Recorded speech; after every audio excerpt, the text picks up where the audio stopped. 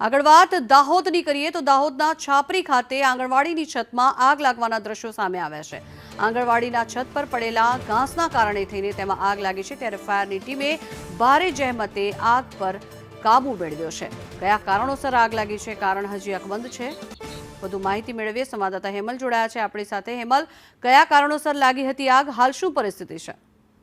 ચોક્કસથી જંગના વાત કરીએ તો ગઈકાલે જે રાત્રે ભારે પવન અને વરસાદને પગલે અનેક જગ્યાએ આગના બનાવો પણ બન્યા છે। દાહોદ જિલ્લાની અંદર 4 જેટલા ગામોની અંદર આગની ઘટના સામે આવી છે। જે છે આ દાહોદ શહેરથી નજીક આવેલું છાપરી ગામ, ત્યાં બાજુ પણ આંગણવાડીની જે છત છે ત્યાં પણ આગ લાગી હતી। છત પર પડેલું જે ઘાસ છે તેની અંદર એકાએક આગ લાગતા દોડધામ મચી ગઈ હતી। સ્થાનિક અને ફાયરની મદદથી આગ પર કાબુ તો મેળવી લેવાયો છે, પરંતુ આગ કયા કારણોસર લાગી છે તે પણ એક સવાલ અંકબંધ થયો છે।